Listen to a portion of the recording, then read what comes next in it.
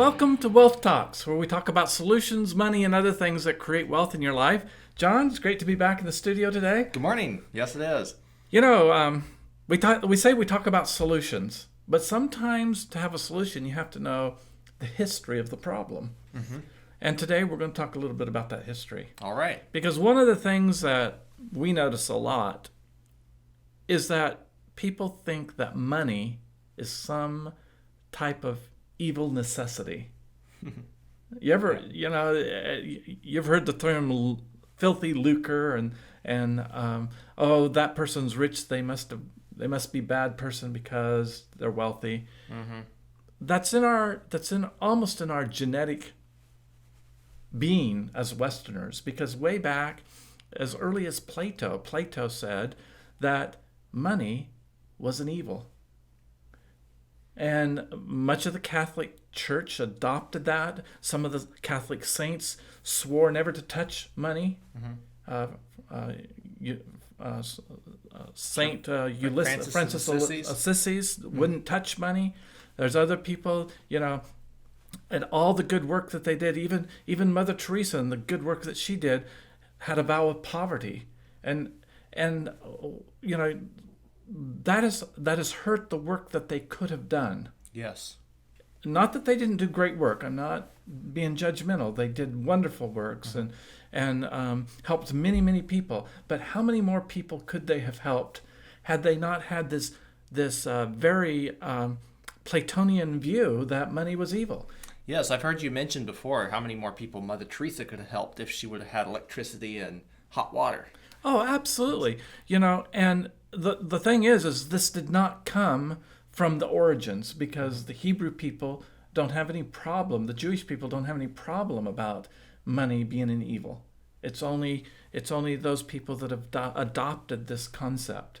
And in our book, Winning Your Financial Game, we talk about this because it's an above, down, inside out philosophy. And if we've blocked what's coming from above so that we can't get that by adopting something that Plato originated, then we cannot be who we were designed and created to be fully. That's interesting.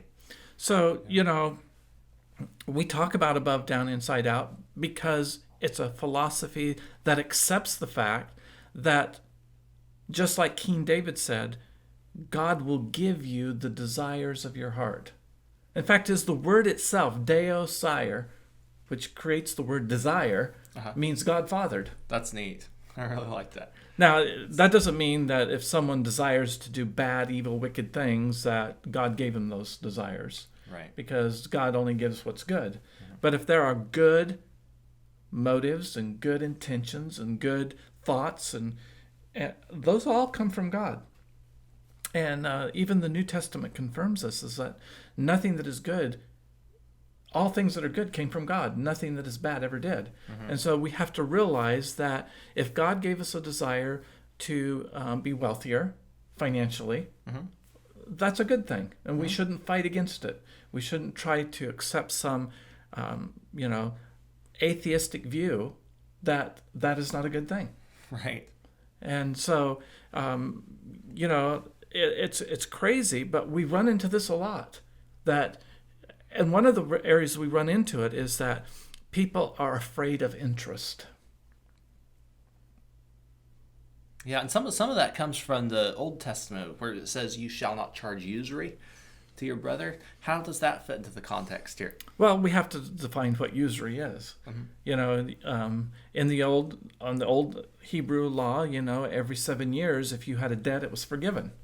So that made the person that was lending money not charge exorbitant fees. Otherwise, they'd never get their money back. Sure. They set up just interest rates so that over a period of 6.5, 7 years, they would get their money back. In fact, in Thou Shalt Prosper, by our good friend Rabbi Lapin, he says that for me to loan money to somebody is actually an elevation of that person to our own level. Because if we're just always giving, it's kind of we're giving down to somebody. So it becomes condescension after a while if we don't lend it to them expecting them to repay it. It can become condescension. Not that every gift is a condescension, But it can be, because you never think that that person has the ability, nor the will, nor the power to rise up and produce enough to give you your money back with its proper wage, which is interest. Got it. And that's all interest is when it's used right. Now, when interest becomes exorbitant and it binds people up and keeps them from being productive and able to live and makes them a slave to you forever and ever and ever, that's usury. Right. And I really like the example that Jesus gave in the New Testament where he was given the parable about the talents. Yes. And he was told the unfaithful servant, he said, the least you could have done is put my money on loan with the banker so the interest would have been mine. So the interest was not perceived as a bad thing there. No. But again, that was the least that they could have done with it. That's the right. Most, what the other two guys with the talents did, they went out and they used it to make more money above and beyond just the interest. And that was seen as a good thing. Yes, and the fact that people look at any type of interest as usury today is very crippling to the ability for them to understand how money flows, and the flow of money is what creates financial wealth. Mm-hmm. Yes. But there's not anybody in this audience that would willingly work for free for the rest of their life. No. Not only would they not be willing, it's unrealistic. There is no way that you can, because if you're going to work for free, then somebody else has got to support you. That's usury. That's an interesting way to look at it. Yeah. And so we have to be careful of saying that we're against something that we don't understand. And part of that is just the fact that people don't understand what desire means. Like I said, it means God-fathered. It's something that God gave us. Now, what are we going to do with it? We're just going to let it sit there? Comes in. Yeah. Yes. There's a lot of talk about determination and then predetermination and non-determination. Mm-hmm. But the word determine simply means to cut out. It comes from the same word that we use in our English language as decide. The same root words. So where do we see decide? That side, we see it in suicide and homicide, and that side means to kill or to cut off. Okay. Now, if we're going to decide something or determine something, means we have to decide what we're going to cut out or cut off. So what in our life do we need to cut out to make the desires that God has put there be able to flourish and grow and bear fruit? That's something really good to think about, and for every person it's going to be different. It is. It's not completely clear cut. In fact, many times everybody has as they're trying to decide what to cut out, they come into a quandary. It's like, all of this is good stuff. What do we cut? So what are your thoughts on that? Well, you said thoughts. I think that's where we start. Okay. Thinking is probably one of the biggest things here, because people think in a way that limits their ability to fulfill the desires that they have. Yeah, that's interesting. Earl Nightingale said that people don't think, and we have to take that to a because we do obviously use our brains to be able to live and to function. But I think what he's meaning there is to really think deeper at a new level than we've ever thought before, not just copying by rote what we're used to doing all the time. Is that right? It is. We're a society that's so used to being entertained that we've forced out the ability to think.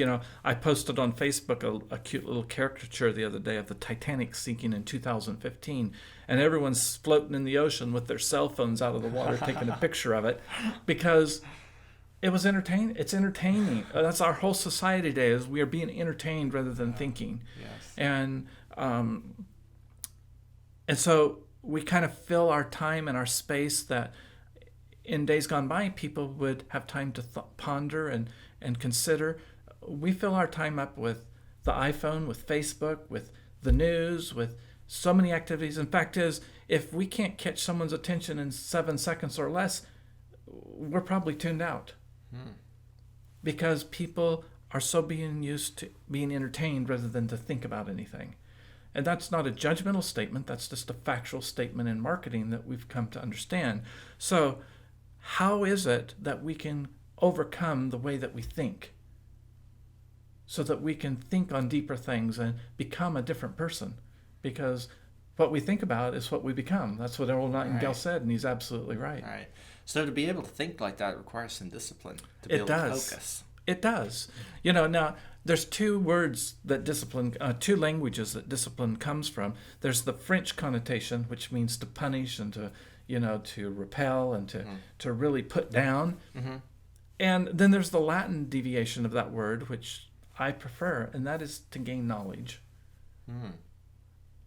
Now, it takes a little bit of both for it to happen. Sure. But it's better that you self-discipline to gain knowledge than for someone else to have to force you to gain knowledge. Yes, and I really like the definition of the Latin root of that, because to gain knowledge, that's the first step to wisdom. It is. Because the wisdom is the knowledge applied, and that's what our ultimate goal is here. Yes. And I'm reading a book by Charles Koch right now, and it's called Good Prophets versus Bad Prophets. Mm. And he talks about, in that book, something very important. He talks about that good prophets are based on value. Okay. Value and service. And if we are providing value and service to other people, then the profits that we are going to generate are good. If we are making profits where we have to use regulations and legal means of disciplines and extortion, even tyranny, or non-compete clauses, then our profits that we are making are bad profits. That's a good point. Because they're not advancing the society. They're limiting somebody else so that we can gain. Mm-hmm. That brings to mind another point that I've heard you mention as you're reading this book. Now, I haven't read the book, to those of you who are listening, but you talk about that Charles Koch was talking about creative destruction. And so what you're saying here is that instead of making our profits off the patents and the non-compete clauses and all of that, that we need to be creative, to work in the creative direction, and to work against our competition in that way. Is that right? That's true. And that's why certain taxes are so debilitating, and certain regulations from government or from local municipalities or wherever they might come from, or even within a business or corporation, or sometimes even in a family, or even what we think about, going back to this idea that money is evil. How does that affect our ability to grow? And so creative destruction is destroying those things that are keeping us from being who we should be. And Eli Cohen, the great Israeli spy that did such a great work in Syria, he said that hell begins when we meet the man we could have been. That's interesting. And so if we keep allowing these thoughts, these things that we've kind of inherited, continue to limit our desires, then someday we're going to be very disappointed. Yeah. And we see that a lot today. And that's one of the reasons we wrote Retirement Curveball together, is that people have had misconnotations that they have believed without thinking through them, just accepted them as gospel truth. And now the baby boomers, as they're retiring so fastly, they're finding out that they're going to run out of money because they thought of money wrong. They believed the lies that were told to them by government, by money managers, by bankers, by all these people. And now it's too late. Yeah.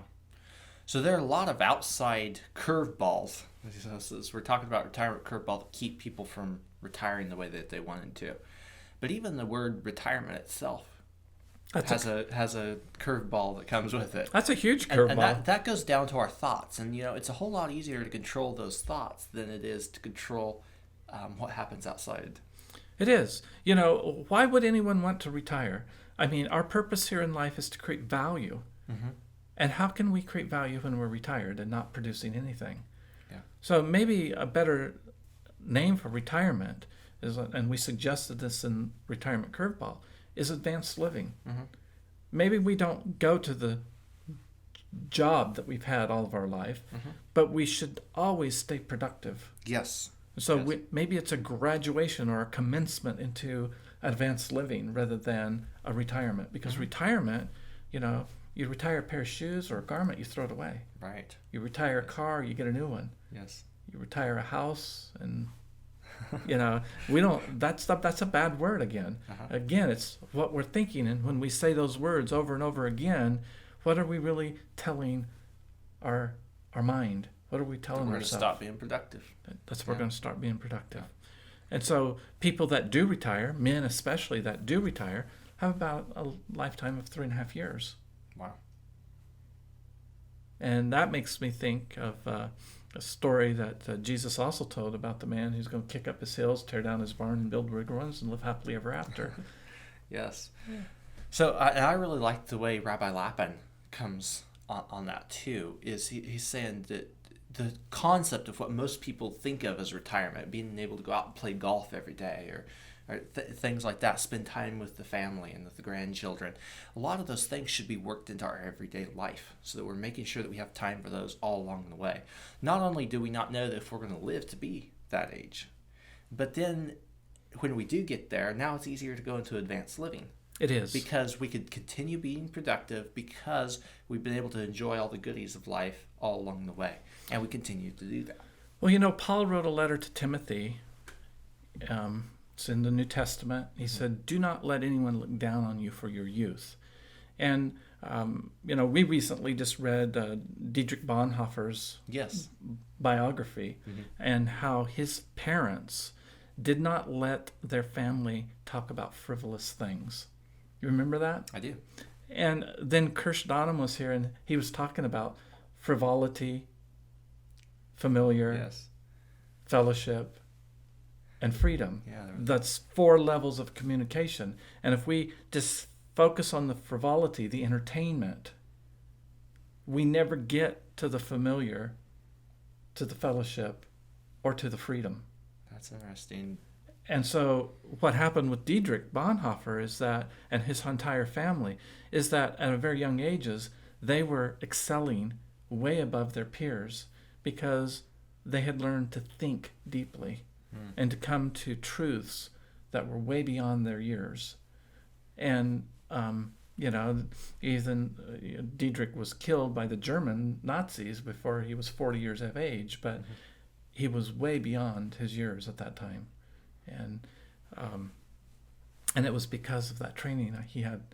And we're all capable of doing that. We're all capable of training our own mind not to stay in the frivolous. Yes.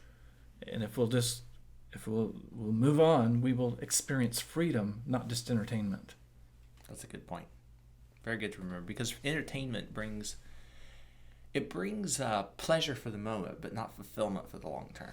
Yeah, the funny thing about it is that the Bonhoeffers had lots of fun in their family. Oh yes. I mean, they do puppet shows, and you Musical got to remember this is Saturday evening. Right. So they did a lot of social interacting and had lots of fun together, but they did not focus on the frivolous. It was always the deeper things that motivated them, and that's really important, and that's true wealth. When we get to that freedom level, and most people never ever get to be able to experience that because they stay in the superficial, the frivolity and the familiar. Yeah, that's good. That's a good point. So we have to step outside our comfort zone into new territory, think a little deeper than we ever have before, and that goes for anyone, even for people that would consider themselves thinkers. We have to continue delving deeper. Well, Jesus said that you can't put new wine in an old wineskin, or it'll burst the skin and destroy both the skin and the wine. And so if people want to have the freedom of being wealthier, they have to become a different person. And Paul said in Romans 12, the only way you do that is by renewing your mind. And that comes by thinking different and disciplining ourselves and deciding what we're going to think about instead of letting our outside world determine what it is that we're going to listen to and be entertained with. Yeah, you have a really great point there, because there's 2 types of thinkers. There's the people who really do truly think and think into new things, and then there's also the academics. And they're stuck, so many times the academics seem to be stuck in a rut of thought, which really becomes the familiar to them, right? Yeah, it becomes a knowledge but no application. Yeah. And so, we can read books. That just becomes another form of entertainment if we're not careful. Yes. And we can have lots of knowledge, but it never can move on to wisdom unless we apply it. And that's where the decision comes in. We have to decide, what are we going to do about this knowledge that we just gained? Otherwise, it'll just pass us by, and we'll just stay in the familiar and the frivolous. We'll never move on to the fellowship and the freedom that knowledge can give us if it's exercised right. That's right. And this is true not only just in finances, it's true in every relationship and every aspect of our life. And that's what's so neat about truths, is they apply in every aspect of our life. And we're always looking at ways to create more wealth in people's life. And like we always say, wealth is not just money. That's right. So, John, it's been great just having this kind of philosophical discussion with you today, but we've got to really tap into the above, down, inside out model, because if we cut off the above, then all we're stuck is in the frivolous and the familiar, and we're never going to have the fellowship with who we should have been and the way we were created, because we were created in His image. That's right. In fact, I have to just say this quote: God, in His infinite wisdom, created man in His image, and man, in his finite wisdom, tries to make an image of God. That's a good point. And so we've got to cut that kind of stuff out, and we got to tap into the true source, above, down, inside out, so that we can really enjoy the way that we were created to be. Yes. Otherwise, we're locked into this fun and game type mentality that never really gets to experience the wealth and the joy and the freedom that we were created to experience. That's a good message. So, Very good. Enough for this week. Until next week, have a great one, and come back and we'll talk more about solutions, wealth, and other things, money and other things that create wealth in your life. All right. Have a great week.